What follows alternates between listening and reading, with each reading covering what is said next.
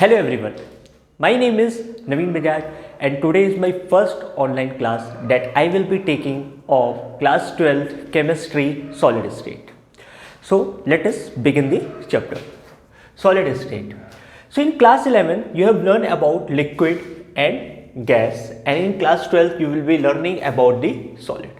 We know that matter is being classified into three types: solid, liquid and gas, and other two types we are not going to learn about that. So how we can differentiate between solid, liquid and gas? That is like if we take ice, it is in the solid state. If we melt it, it becomes liquid. That it means it becomes water. That means it is in liquid state. And when we evaporate, it becomes vapor. That means it is in gaseous state. So solid, liquid and gas can be classified on two bases. That is intermolecular forces of attraction and intermolecular distances. मतलब molecules के बीच के जो force of attraction है and molecules के बीच का जो distance है, उस बेसिस पे हम सॉलिड, लिक्विड एंड गैस को क्या कर सकते हैं, क्लासीफाई कर सकते हैं. In solid intermolecular forces of attraction जो मॉलिक्यूल्स के बीच में होता है वो काफ़ी स्ट्रॉन्ग होता है. It is very strong. Just suppose the molecules are very tightly close to each other, they cannot move from their places, पर वो वहाँ पे वाइब्रेट करते रहते हैं. ठीक है.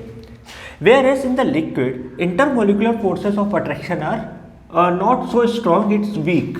तभी क्या होता है कि लिक्विड फ्लो करने की कैपेसिटी रखता है, सॉलिड फ्लो नहीं कर पाता है, but liquid what happens, it flow.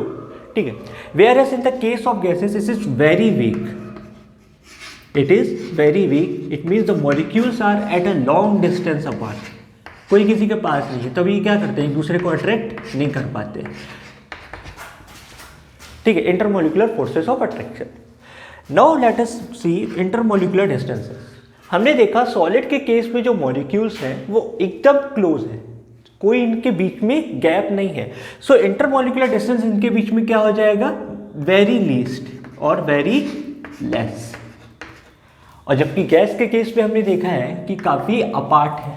ठीक है. तो फार यानी हाई. इंटरमोलिकुलर डिस्टेंस क्या है, मच मोर, और you can say it is high और अपार्ट. ठीक है. और जबकि लिक्विड के केस में क्या रहेगा, इन दोनों का मॉडरेट रहेगा. ठीक है. यानी मॉडरेट रहता है, यानी मॉलिक्यूल्स एक दूसरे के पास रहते हैं, मतलब एक दूसरे को किसी न किसी तरीके से अट्रैक्ट कर रहे हैं, बट उनके पास फ्लो करने की क्या है, कैपेसिटी है. सो हमको इस साल जो स्टडी करना है वो है सॉलिड. ठीक है. तो फर्स्ट जो था वो आपको मुझे बेसिक डिफरेंस बताना था सॉलिड, लिक्विड एंड गैसेस के बारे में. So the chapter solid state begins with the types of solid. ठीक है. Basically there are two types of solid. Types of solid.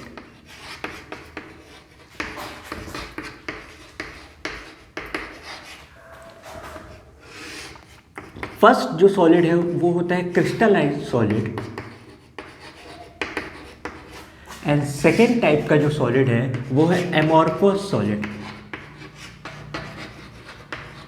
Amorphous solid. So exams में basically क्या होता है कि इन दोनों के बीच में डिफरेंस पूछ लेता है कि what is the basic difference between crystalline solid and amorphous solid, that you have to study. So हम इसका जो बेसिक डिफरेंस है वो हम ऐसे स्टडी कर रहे हैं क्योंकि वो आपको ईजी हो जाएगा याद करने में.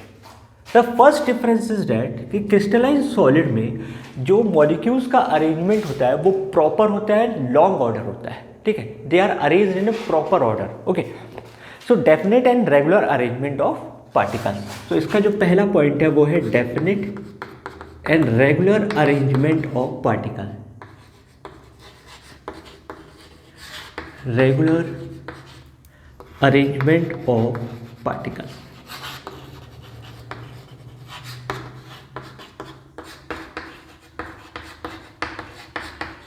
वेयर एज एमॉर्फस के केस में क्या होता है कि पार्टिकल्स का जो अरेंजमेंट रहता है वो इरेगुलर होता है. Irregular arrangement of particles.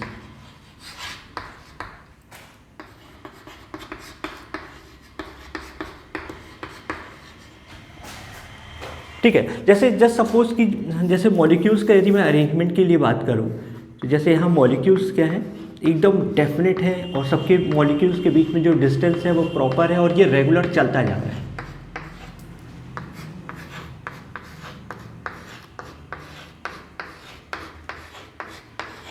ठीक, तो क्रिस्टलाइज सॉलिड में क्या होता है कि डेफिनेट एंड रेगुलर अरेंजमेंट है, यानी मॉलिक्यूल्स एकदम प्रॉपर वे में अरेंज है, यानी मॉलिक्यूल जो भी आपका सॉलिड का शेप रहेगा ना वो परफेक्ट शेप रहेगा।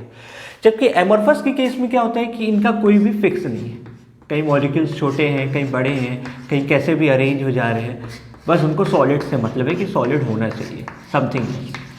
ठीक है, तो यहाँ पे जो अरेंजमेंट है वो कौन सा है, इररेगुलर अरेंजमेंट है। Second point is crystalline solid जो होते हैं वो ट्रू सॉलिड्स होते हैं। वो कौन से सॉलिड्स होते हैं, ट्रू सॉलिड्स होते हैं।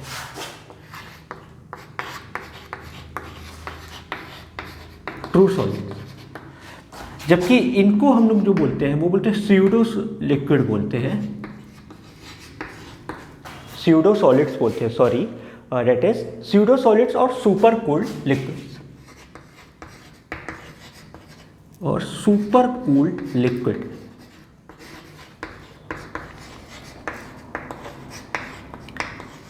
इन दोनों में से कुछ एक बोलते हैं। ठीक है, the reason behind this is that amorphous solid के पास फ्लो होने की कैपेसिटी होती है, यानी इनके जो इरेगुलर अरेंजमेंट की वजह से क्या होता है कि इसके मॉलिक्यूल्स थोड़ा बहुत फ्लो करने की कैपेसिटी रखते हैं।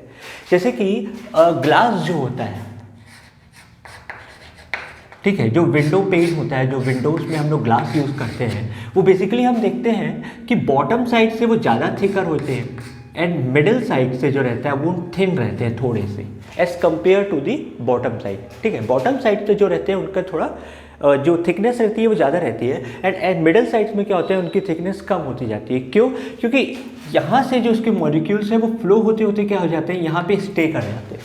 ठीक है, जिसकी वजह से इसको हम सुपर कूल्ड लिक्विड के नाम से भी जाते हैं या स्यूडो सॉलिड्स, यानी दोनों तरीके से। स्यूडो का मतलब होता है कि जो दो नेचर एक साथ शो करते हो, सॉलिड का भी एंड लिक्विड का भी। तो एमॉर्फस सॉलिड्स क्या होते हैं कि ये फ्लो करने की कैपेसिटी रखते हैं, इसकी वजह से क्या होता है कि यहाँ पे इनकी जो थिकनेस है ये कम हो जाती है।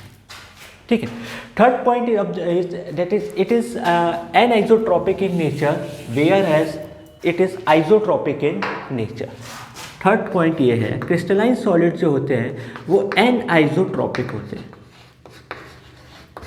एनआइसोट्रॉपिक इन नेचर, एंड जबकि एमॉर्फस सॉलिड जो होते हैं वो आइसोट्रॉपिक इन नेचर होते हैं।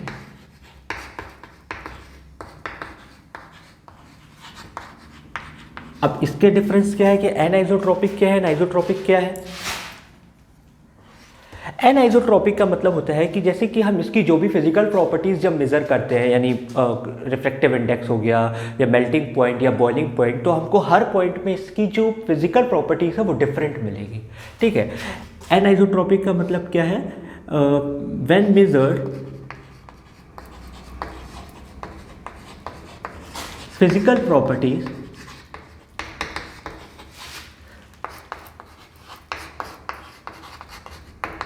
it is found different at every point.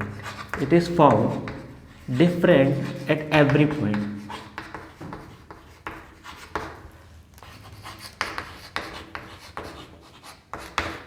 At every point.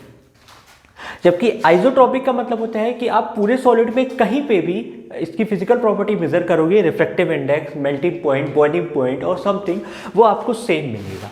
Amorphous के केस में, क्रिस्टलाइन के केस में क्या है कि इनकी फिजिकल प्रॉपर्टी हर पॉइंट पे आपको अलग अलग मिलेगी। जस्ट सपोज कि आपने कोई क्रिस्टलाइन सॉलिड उठा लिया, आपने यहाँ पे फिजिकल प्रॉपर्टीज़ की मेज़र की या रिफ्रैक्टिव इंडेक्स आपने मेज़र किया, यहाँ पे आपने मेज़र किया, यहाँ पे मेज़र किया, तो सब आपको अलग मिलेंगे। कोई भी फिजिकल प्रॉपर्टी यानी रिफ्रैक्टिव इंडेक्स इसका क्या रहेगा, सेम नहीं रहेगा। जबकि एमॉर्फस के केस में क्या हो जाता है कि इनकी फिजिकल प्रॉपर्टी आपको हर जगह सेम मिलेगी, यानी अगर ये एमॉर्फस सॉलिड होता तो ये आपको हर जगह क्या मिलता, सेम मिलता। ठीक है, fourth point is it has sharp melting point, it does not have sharp melting point. Crystalline solid के पास शार्प मेल्टिंग पॉइंट है एंड उसके पास नहीं है, यानी ये इजीली मेल्ट नहीं होते हैं। Sorry,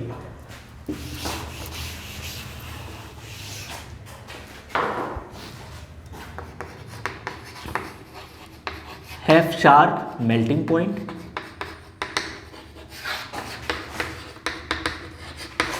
and does not have sharp melting point.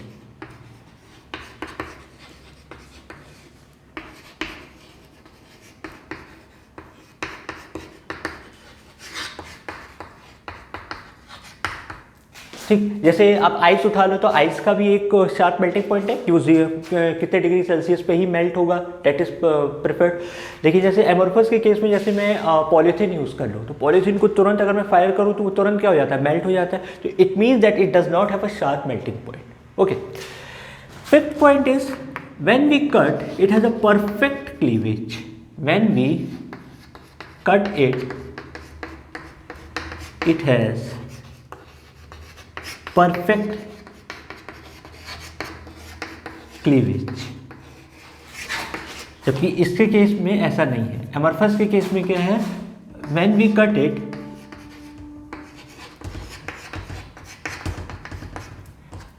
It does not have perfect cleavage.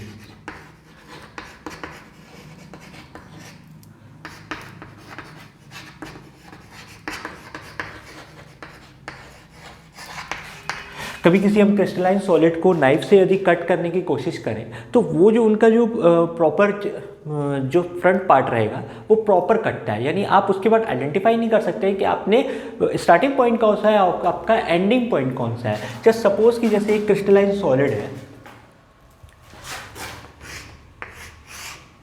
ठीक, मैंने इसको कट कर दिया यहाँ से, ये दो पार्ट्स में बदल गया। ठीक, इसके बाद जैसे जस्ट सपोज कि ये इसका एंडिंग पॉइंट था, ये इसका स्टार्टिंग पॉइंट, ये इसका स्टार्टिंग, ये एंडिंग, उसके बाद आप आइडेंटिफाई नहीं कर पाएंगे कि इसका स्टार्टिंग पॉइंट कौन सा है, इसका एंडिंग पॉइंट कौन सा है। यानी परफेक्ट ये हमको क्या देता है, क्लीवेज देता है। जबकि एमोर्फस के केस में ऐसा नहीं है। जब हम इसको कट करते हैं तो इसमें कुछ भी, जैसे कट किया आपने, ये कुछ इस तरीके से कट हो जाता है, ये ऐसे, तो आप इसमें तो प्रॉपरली आइडेंटिफाई कर सकते हो कि इसका स्टार्टिंग पॉइंट कौन सा और एंडिंग पॉइंट कौन सा है। ठीक है, and the last is definite characteristics of heat of fusion, यानी इसके पास प्रॉपर हीट ऑफ फ्यूजन भी होता है। जैसे इसके पास शार्प मेल्टिंग पॉइंट है, वैसे इसका हीट ऑफ फ्यूजन भी क्या रहता है, डेफिनेट रहता है। और जबकि एमोर्फस के केस में क्या रहता है, हीट ऑफ फ्यूजन जो रहेगा वो प्रॉपर नहीं रहेगा। So the last point is definite and characteristics heat of fusion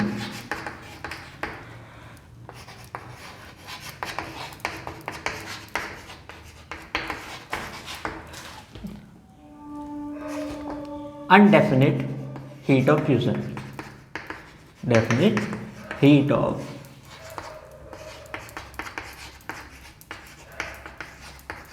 fusion.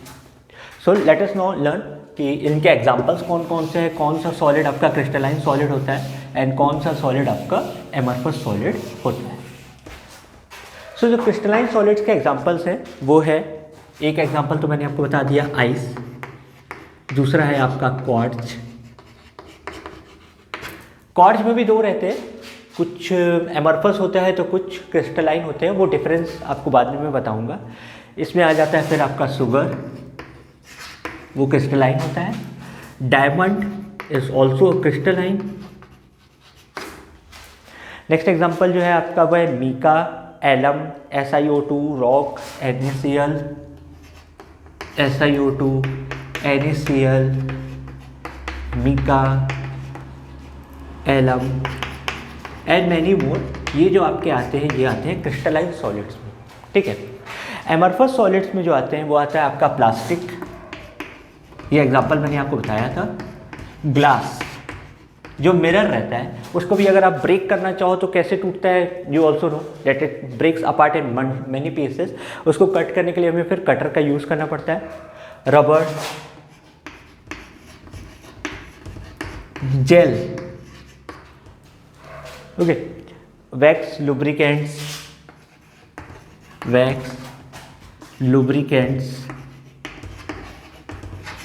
And quartz glass.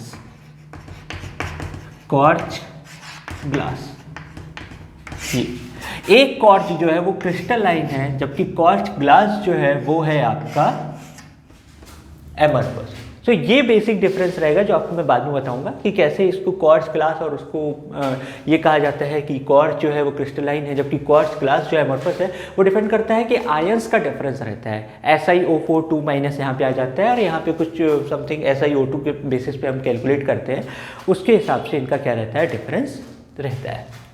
So now we have to learn about the types of crystalline solids, about the types of crystalline solid। तो crystalline solids को जो है 4 parts में break किया जाता है।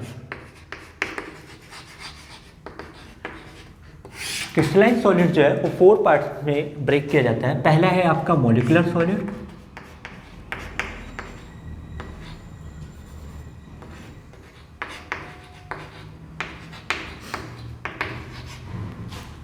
Second है आपका ionic solid,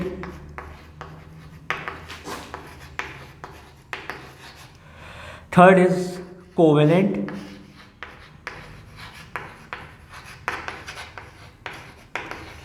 and the last is metallic solid.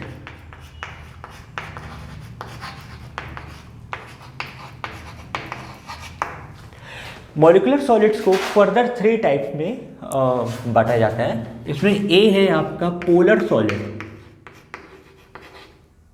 Polar molecular solid, sorry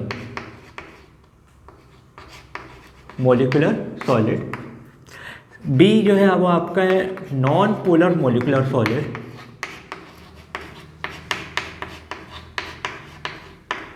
and last है आपका that is hydrogen bonding molecular solid, molecular solid. Okay, तो सबसे पहले जो हमको इसमें ये स्टडी करना रहेगा कि मॉलिक्यूलर सॉलिड्स क्या होते हैं, आयनिक क्या होते हैं, कोवेलेंट क्या होते हैं, मेटेलिक क्या होते हैं। मॉलिक्यूलर सॉलिड्स जो होते हैं वो मॉलिक्यूल्स से मिलकर के बने होते हैं, ठीक है। दैट इज सपोज कि सेम मॉलिक्यूल्स हो गए, हाइड्रोजन हो गया H2, Cl2, I2, F2, और अदर मॉलिक्यूल जैसे HCl हो गया, NH3 हो गया, CH4 हो गया, इन सबको हम क्या बोलते हैं, मॉलिक्यूलर सॉलिड, यानी जिनके कॉन्स्टिट्यूएंट पार्टिकल्स क्या होते हैं, मॉलिक्यूल्स होते हैं। What is their constituent particle, their constituent particles is molecules. Ionic solids के केस में क्या होता है कि इनके जो कॉन्स्टिट्यूएंट पार्टिकल्स होते हैं वो होते हैं आयंस, कैटायन एंड एनायन। जैसे एग्जांपल है NaCl और MgCl2 एंड CaCl2। सो इन सबको हम क्या बोलते हैं, आयनिक सॉलिड्स। कोवेलेंट सॉलिड्स यानी ऐसे सॉलिड्स जिनके, ऐसे मॉलिक्यूल्स जिनके बीच में क्या होते हैं, कोवेलेंट बॉन्ड का फॉर्मेशन होता है, ठीक है। तो उन सबको हम क्या बोल देते हैं, कोवेलेंट सॉलिड। जैसे डायमंड और ग्रेफाइट, ये भी क्या है, एक प्रकार से कोवेलेंट सॉलिड्स है। एंड मेटेलिक सॉलिड्स यानी जहाँ पे सिर्फ मेटल्स हो, यानी फ्री आयंस ऑफ मेटल्स हो। जैसे कॉपर की एक वायर हो गई, पूरा पूरा कॉपर है, तो वो क्या हो गया, मेटेलिक सॉलिड। या आपने जिंक की रॉड ले ली या एल्यूमिनियम का रॉड ले लिया, तो वो पूरे के पूरे क्या हो जाते हैं, मेटेलिक सॉलिड्स। सो सबसे पहले हमें इसमें मॉलिक्यूलर सॉलिड्स में 3 पार्ट्स पढ़ने हैं, polar, non polar and hydrogen bonding. So let us first discuss कि पोलर और नॉन पोलर क्या है। जैसे वी नो, जैसे HCl है, ठीक है। HCl में इलेक्ट्रोनेगेटिविटी डिफरेंस की वजह से क्या हो जाता है कि यहाँ पार्शियल प्लस चार्ज आ जाता है और यहाँ पार्शियल माइनस चार्ज आ जाता है, ठीक है। तो यदि मैं इसको ऐसे एक बना दूँ, ठीक ठीक, एंड इसी तरीके से मैं एक और HCl यदि बनाऊँ, लाइक HNCl, इसके पास पार्शियल पॉजिटिव चार्ज एंड इसके पास पार्शियल नेगेटिव चार्ज, ठीक। सो व्हाट हैपेंस, आप अपोजिट चार्ज क्या करेंगे, एक दूसरे को अट्रैक्ट करेंगे।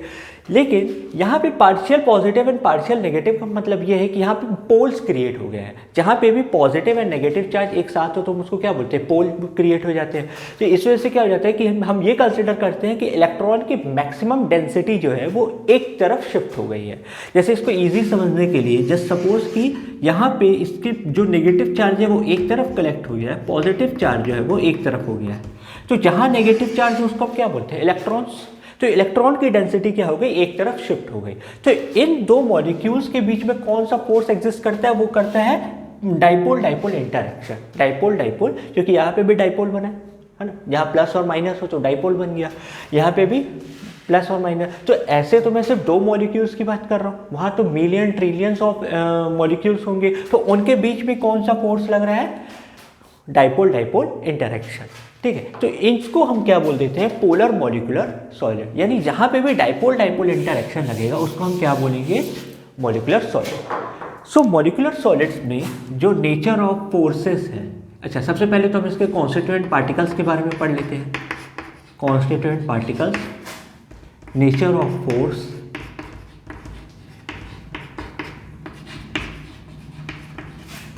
एंड फिर जो हमें इनके बारे में पढ़ना रहेगा वो फिजिकल प्रॉपर्टी एंड एग्जांपल्स के बारे में। फिजिकल प्रॉपर्टी एंड एग्जांपल्स की कौन कौन से होते हैं। ठीक, तो इनके जो कॉन्स्टिट्यूएंट पार्टिकल्स है वो है मॉलिक्यूल्स, वो है मॉलिक्यूल। मॉलिक्यूलर सॉलिड्स में बेसिकली बहुत सारे फोर्सेस लगते हैं, जैसे weak van der Waals force of attraction, London force, weak dispersion force, dipole dipole interaction force and hydrogen bonding. तो पोलर मॉलिक्यूल्स में कौन सा लगता है? Dipole dipole interaction, dipole dipole interaction. ठीक, डाइपोल डाइपोल इंटरेक्शन में की वजह से क्या हो जाता है कि ये थोड़े बहुत स्ट्रॉन्ग रहते हैं, क्योंकि अगर स्ट्रॉन्ग बॉन्डिंग है तो उसको ब्रेक करना थोड़ा बहुत मुश्किल हो जाता है। सेकेंड, इनकी थोड़ी melting point, boiling point as compare to non polar molecules क्या होते हैं? ज़्यादा होता है। And second thing, they are bad conductor of electricity. क्यों? क्योंकि उनके पास फ्री आयंस तो है नहीं, इलेक्ट्रिसिटी कंडक्ट करने के लिए क्या होना चाहिए? फ्री आयंस होने चाहिए। सो दे आर इंसुलेटर। ये क्या हो जाते हैं? इंसुलेटर है। एंड अदर प्रॉपर्टीज जो मैंने आपको बताई कि इनकी मेल्टिंग पॉइंट, बॉइलिंग पॉइंट थोड़ी सी हाई होती है एज कम्पेयर टू। एंड इसके जो एग्जांपल्स है वो है HCl है, SO2 है एंड NH3 है। अब आता है non polar molecule. Non polar molecule जैसे H2 हो गया, Cl2 हो गया, क्योंकि अब जैसे H बॉन्ड H है तो दोनों का इलेक्ट्रोनेगेटिव डिफरेंस तो सेम होगा, तो ना इलेक्ट्रॉन यहाँ शिफ्ट होगा ना यहाँ शिफ्ट होगा, यानी कोई चार्ज भी क्रिएट नहीं होगा। तो सिर्फ ये क्या कर रहे हैं, HH का जो मॉलिक्यूल है एंड जो दूसरा HH का मॉलिक्यूल है, ये सिर्फ एक दूसरे को किस फोर्स से बाउंड करके रखे हैं? Weak van der Waals force of attraction. Weak van der Waals force of attraction, या हम जिसको लंदन फोर्स के नाम से भी जानते हैं। तो इनके में जो नेचर ऑफ फोर्सेस है वो कौन सा है? Weak van der Waals force of attraction, weak van der Waals force of attraction. So ये जो सॉलिड्स होते हैं काफ़ी हार्ड नहीं होते एंड फ्री आयंस है नहीं, तो ऑब्वियस सी बात है कि ये क्या होंगे? इंसुलेटर ही होंगे। ये भी इंसुलेटर है। एंड एग्जाम्पल्स हैं H2, Cl2, F2, I2। सो जिनको हम क्या बोल देते हैं? Non polar molecular solid. Next है आपका hydrogen bonding molecular solid. Hydrogen bonding molecular solid में जो आपने जो रहता है कि ऐसे मॉलिक्यूल्स जिनके बीच में हाइड्रोजन बॉन्डिंग एग्जिस्ट करती हो। तो बेसिकली ऐसे 3 मॉलिक्यूल्स हैं जो हाइड्रोजन बॉन्डिंग का फॉर्मेशन करते हैं। तो इनके बीच में जो नेचर ऑफ फोर्स कौन सा होगा? Hydrogen bond. ठीक, जैसे HF है, ठीक है, तो यहाँ पे क्या होता है? पार्शियल पॉजिटिव चार्ज, यहाँ पार्शियल नेगेटिव चार्ज। ठीक, ऐसे ही दूसरा मॉलिक्यूल आ गया F और H, इसके ऊपर partial positive charge and partial negative charge. तो पार्शियल पॉजिटिव और पार्शियल नेगेटिव क्या करेंगे? आपस में बॉन्ड बनाने लग जाएंगे। हाँ, क्योंकि पॉजिटिव एंड नेगेटिव क्या करते हैं? एक दूसरे को अट्रैक्ट करते हैं। इसको हम बोलते हैं हाइड्रोजन बॉन्ड। इसको हम क्या बोलते हैं? Hydrogen bond. ठीक, जैसे वाटर हो गया, oxygen, hydrogen, hydrogen H2, another that is kept hydrogen, oxygen, hydrogen. तो ये partial positive and partial negative. Similarly partial negative क्यों? क्योंकि ऑक्सीजन जो है पूरे पीरियोडिक टेबल का सेकेंड मोस्ट इलेक्ट्रोनेगेटिव एलिमेंट है, फ्लोरीन जो है वो पूरे पीरियोडिक टेबल का मोस्ट इलेक्ट्रोनेगेटिव एलिमेंट है।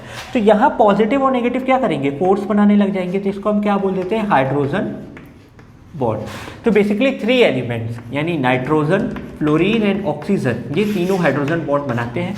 क्योंकि हाइड्रोजन बॉन्ड बनाने के लिए क्राइटेरिया क्या रहती है? पहली क्राइटेरिया यह है कि जो भी एलिमेंट आपका हाइड्रोजन बॉन्ड बना रहा है उसकी साइज छोटी होनी चाहिए, smaller in radius, and also it must be the electronegative also.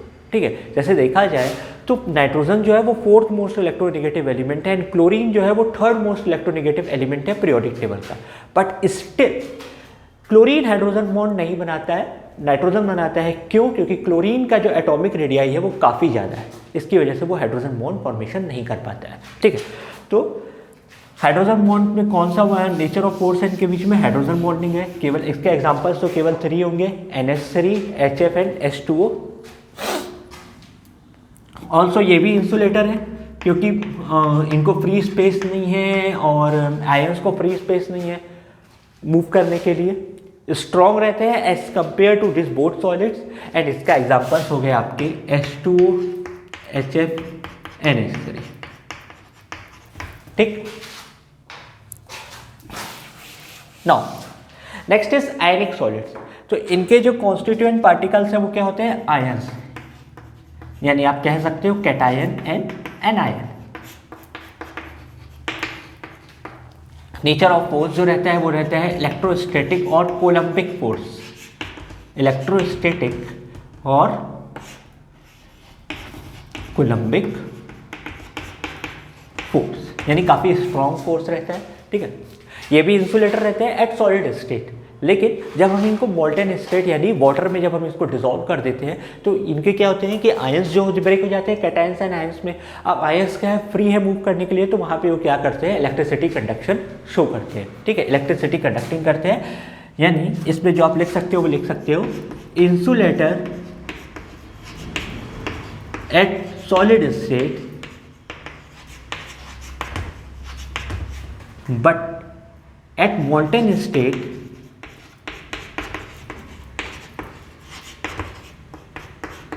it conducts electricity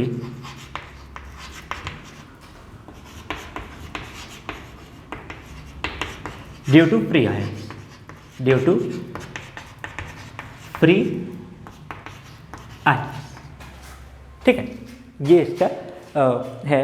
second, ये हार्ड होते हैं, इनकी मेल्टिंग एंड बॉइलिंग पॉइंट काफ़ी ज़्यादा हाई होती है due to strong electrostatic forces की वजह से। इनके जो एग्जांपल्स है वो है आपका NaCl, KCl, CaO, calcium oxide, magnesium oxide, CaF2, calcium chloride. तो ये सब क्या है? इसके एग्जांपल्स हैं। मैनी मोर जो भी आपके alkali and alkaline earth metals हैं वो सारे के सारे आपके कौन सा सॉलिड बनाते हैं? आयनिक सॉलिड का फॉर्मेशन करते हैं। Third is your covalent solid. Third is covalent solid and इसके जो कोवेलेंट जो बॉन्ड बनता है, ठीक है, इनका जो नेचर और जो फोर्स है वो है इनका कोवेलेंट बॉन्ड, कोवेलेंट बॉन्ड। ठीक, तो इनके हम कॉन्स्टिट्यूएंट पार्टिकल्स तो हम नहीं कह सकते हैं कि ऐसे जो भी दो एलिमेंट जिनके बीच में इलेक्ट्रोनेगेटिव डिफरेंस एग्जिस्ट करता है या जिनको इलेक्ट्रॉन शेयरिंग की ज़रूरत है अपनी वैलेंसी फुलफिल करने के लिए, वो सब क्या बनाते हैं? कोवेलेंट सॉलिड्स बनाते हैं। ये ऐसे भी जरूरी नहीं है, जैसे कार्बन कार्बन भी आपस में क्या करता है? बॉन्ड बनाता है, कैटेनेशन का फॉर्मेशन करता है, तो उसको हम क्या बोल सकते हैं? Covalent solid. एक चीज़ ये है कि इनका जो कोवेलेंट बॉन्ड बनता है वो डायरेक्शनल रहता है, यानी जैसे कि HCl बॉन्ड बना, यहाँ पे शेयरिंग हुई क्योंकि हाइड्रोजन को भी एक इलेक्ट्रॉन चाहिए था हीलियम की तरह बनने के लिए, क्लोरीन को भी एक इलेक्ट्रॉन चाहिए आर्गन की तरह बनने के लिए। दोनों ने आपस में क्या किया? शेयरिंग किया।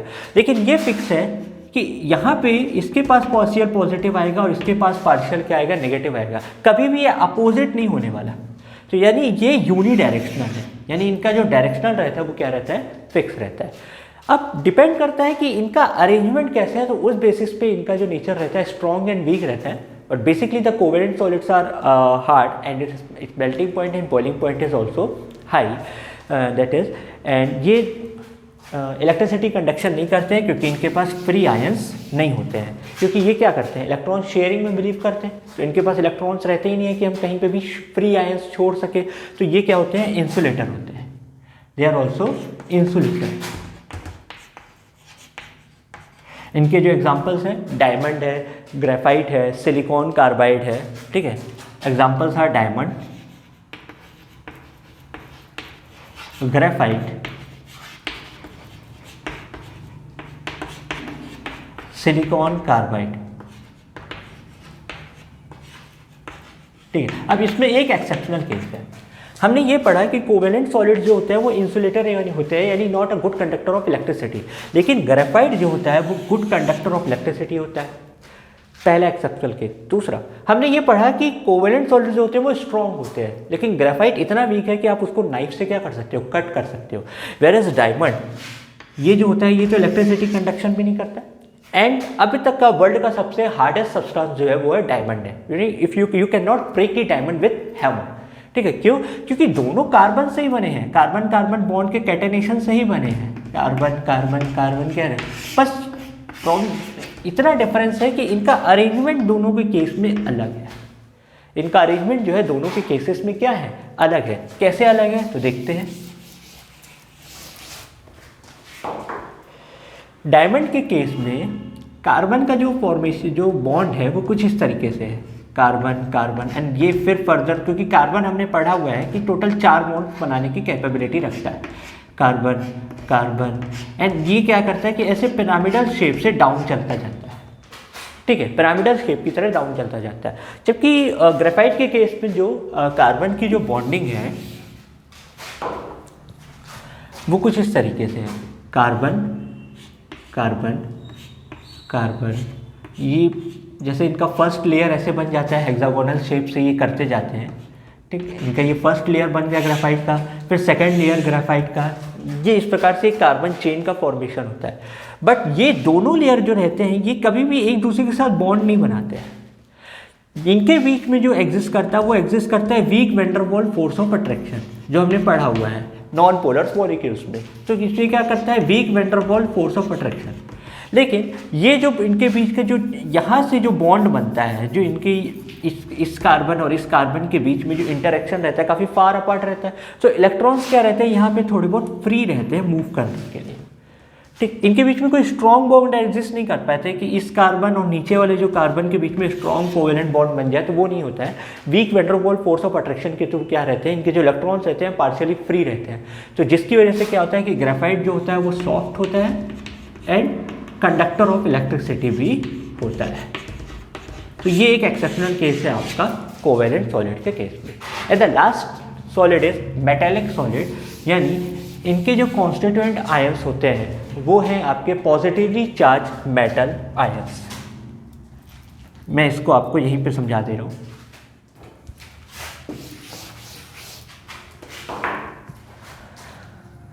Fourth is metallic solid, metallic molecular solid.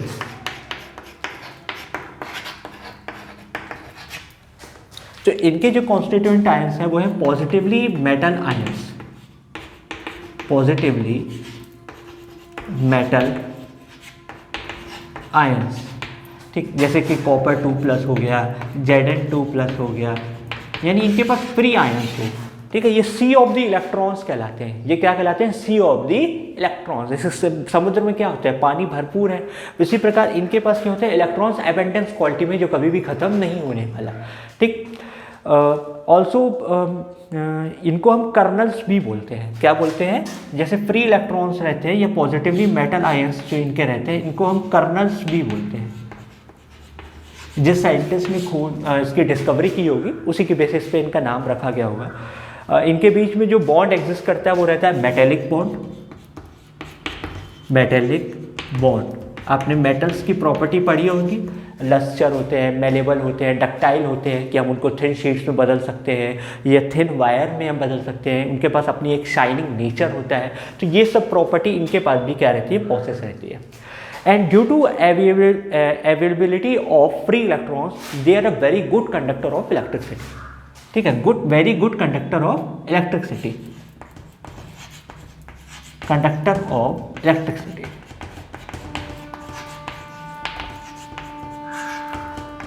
तो हमने जो 4 सॉलिड्स पढ़े, molecular, ionic, metallic and covalent, उसमें से सिर्फ मेटेलिक मॉलिक्यूलर सॉलिड जो है वो गुड कंडक्टर ऑफ इलेक्ट्रिसिटी है, जबकि जो आयनिक सॉलिड है वो एट मोल्टेन स्टेट में गुड कंडक्टर ऑफ इलेक्ट्रिसिटी है, जिनको हम इलेक्ट्रोकेमिस्ट्री के नाम से भी जानते हैं, जो आप लोग पढ़ेंगे। एंड मेटेलिक मॉलिक्यूलर सॉलिड्स के केस में क्या होता है कि ये always good conductor of electricity है। तभी हम जो घर में वायर यूज़ करते हैं वो कॉपर की होती है, जिंक की होती है, ठीक है। एंड इनकी जो मेल्टिंग पॉइंट है, बॉइलिंग पॉइंट काफ़ी हाई होता है, जो कि इलेक्ट्रिसिटी की वजह से क्या हो जाता जाता है, वायर हीट भी हो जाता है तो भी वो क्या होता है, मेल्ट नहीं होता है। तो इनकी मेल्टिंग एंड बॉइलिंग पॉइंट काफ़ी हाई होती है। एंड एग्जांपल्स जो मैंने आपको बता दिया, जैसे मैग्नीशियम का भी एक एग्जांपल है। And alloy of metals, alloy of metals.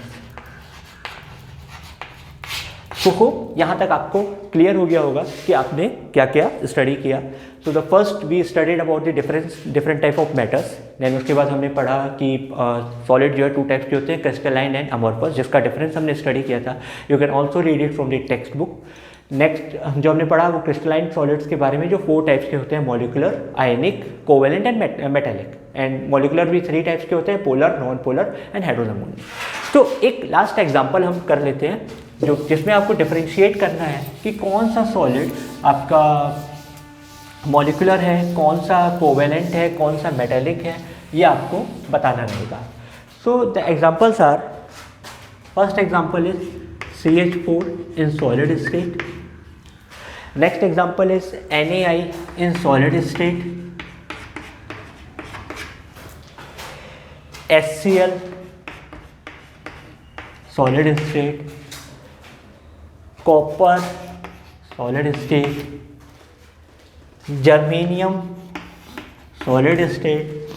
And last is Fe3O4 solid state. तो आपको बताना है कि कौन सा सॉलिड आयनिक है। तो सबसे पहले हम डिस्कस कर लेते हैं कि आयनिक सॉलिड्स कौन से हैं। CH4 आयनिक सॉलिड्स में नहीं आता है क्योंकि इसके पास मेटल है ही नहीं। NaI जो है इसके पास मेटल है ना, तो ये कौन सा, एंड इलेक्ट्रोनेगेटिव एलिमेंट से अटैच्ड है, तो ये कौन सा सॉलिड हो गया, आयनिक सॉलिड। उसी प्रकार HCl तो होता ही नहीं है आयनिक सॉलिड, हमने तो इसका केस किस में पढ़ा, मॉलिकुलर सॉलिड्स में पढ़ा था। कॉपर सिर्फ मेटल है, नथिंग एल्स, तो ये कौन सा हो जाएगा, मेटेलिक हो जाएगा। जर्मेनियम, इसके बारे में हम डिस्कस करेंगे। एंड Fe3O4 में देखें तो Fe जो है मेटल है एंड ऑक्सीजन जो सेकंड मोस्ट इलेक्ट्रोनेगेटिव एलिमेंट है, तो यहाँ पे भी कौन सा बॉन्ड एग्जिस्ट करेगा, आयनिक बॉन्ड एग्जिस्ट करेगा। Now let us move to the molecular solids. ठीक है, तो CH4 जो होता है, आप मन में एक डाउट आता होगा कि CH4 जो है वो तो कोवेलेंट होना चाहिए, कार्बन और हाइड्रोजन के बीच में तो हम पढ़ते आ रहे हैं कोवेलेंट बॉन्ड की एग्जिस्टिंग करती है, बट ऐसा नहीं है। CH4 यहाँ सॉलिड केस में है, सॉलिड स्टेट में है, तो हम बेसिकली ये जो होता है ये मॉलिकुलर सॉलिड में एग्जिस्ट करता है। ये चीज़ आप याद रखिएगा, ये CH4 यानी मीथेन जो है वो मॉलिकुलर सॉलिड है। कौन सा, नॉन पोलर मॉलिकुलर सॉलिड पे आ जाएगा ये। ठीक है, क्योंकि कार्बन और हाइड्रोजन के बीच में जो इलेक्ट्रोनेगेटिविटी डिफरेंस है वो काफ़ी ज़्यादा हाई नहीं होती है। ठीक है, एंड HCl के बारे में भी हमने पढ़ा हुआ है, तो ये पोलर मॉलिकुलर सॉलिड है, पोलर मॉलिक्यूलर सॉलिड है। कॉपर ऑब्वियस सी बात मेटेलिक होगा। जर्मेनियम, इसमें सबसे बड़ा डाउट आता है कि ये कौन सा सॉलिड होगा, तो ये हो आपका होता है covalent solid, covalent solid. Reason ये है कि सिलिकॉन के जस्ट नीचे जर्मेनियम आता है। ठीक है, एंड ये carbon silicon germanium same group में एग्जिस्ट करते हैं, तो कार्बन कौन सा बनाता है, कोवेलेंट बनाता है। तो इसकी वजह से ये प्रॉपर्टी मैच करने की वजह से क्या हो जाता है, जर्मेनियम भी कोवेलेंट बनाता है। तो होप ये एग्जांपल भी आपको क्लियर होगा। सो गाइस, आज का सेशन हम यहीं पे स्टॉप करते हैं। आने वाले क्लासेस में, यानी from the next class, I will be uploading the videos regularly at a particular time. And in the next class we will study about the crystal lattice, unit lattice, types of unit lattice and how the atoms are being arranged in it with a practical problem. हम उसको practically समझेंगे कि कैसे unit cell and crystal lattice बनता है. So please subscribe my channel and like the video and share with your friends as much as possible for as to give me your support. Thank you.